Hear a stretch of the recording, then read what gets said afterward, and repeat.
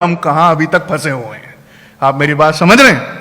दूसरी बहुत इंपॉर्टेंट चीज है जो मैं आपको बताता हूं, जो आपको सुननी चाहिए, और वो ये है कि हमारी कौम के बारे में किसी ने गूगल पे लिखा था, मैं वहां से लेके आया कि इस कौम को अपने हाल पर नहीं रोना चाहिए। का पूछा क्यों नहीं रोना चाहिए? का इन द लास्ट डिकेड, पिछले 10 सालों में तुम्हारी कौम ने 2 टन बिरयानी खाई है और सिर्फ 2 किताबें खरीदी हैं।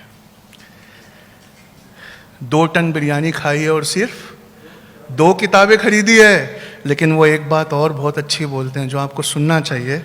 वो कहते हैं, एक बात याद रखना, और आगे की एक लाइन और सुनना है, you are a cow who eats 2 tons of biryani and only buys 2 books. और आखिरी लाइन चुभने वाली है, and that too those books are of wrong subjects. तुमने गलत सब्जेक्ट की वो किताबें खरीदी है। उसके बाद वो कहते हैं बहुत इंपॉर्टेंट चीज, और वो कहते हैं कि तुम कहते हो कि तुम गरीब कौम हो। एशियन डेवलपमेंट बैंक कहता है मुसलमानों में से अक्सरियत की आमदनी एक दिन की $2 से कम है। कितनी कम है? $2 से कम है। तो हम किस चीज पे खर्चा करें ये तो तय ही नहीं हो सकता। $2 यार, 160 रुपए मुश्किल से। अब 160 रुपए में क्या किताब खरीदे और क्या बिरयानी खरीदे? ज्यूस के लिए उन्होंने कहा है।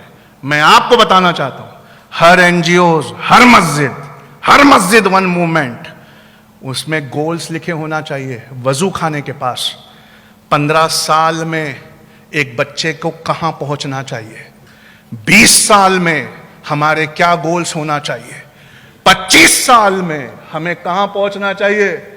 और उस कौम को लानत की नज़र से दुनिया देखती है जिस कौम के बच्चे 40 होते होते फाइनेंशियली इंडिपेंडेंट नहीं हो जाते।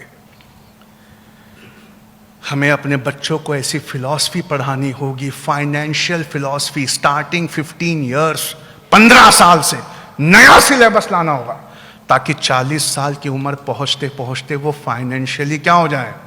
बताइए, फाइनेंशियली क्या हो जाए? इंडिपेंडेंट हो जाए।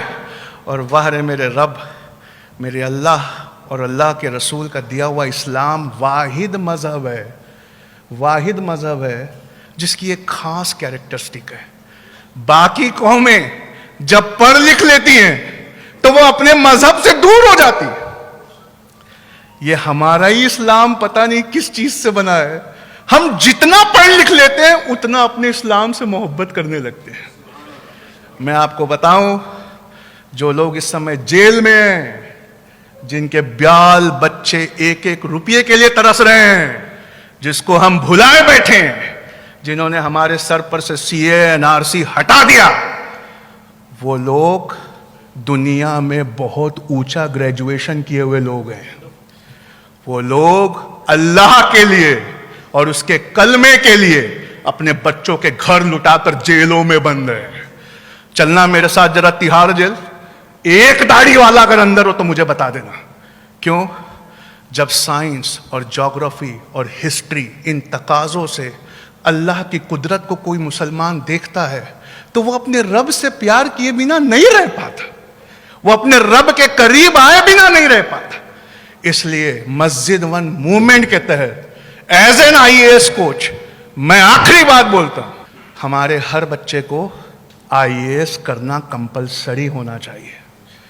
पूछा यार आईएएस कैसे करें, क्यों करें, काहे के लिए करें? तो मैं बताता हूं क्यों करें। क्योंकि आईएएस का जो सिलेबस है ना, उसमें हिस्ट्री है। जो कौमें अपनी तवारीख को भुला देती हैं, तवारीख उन कौमों को भुला देती है।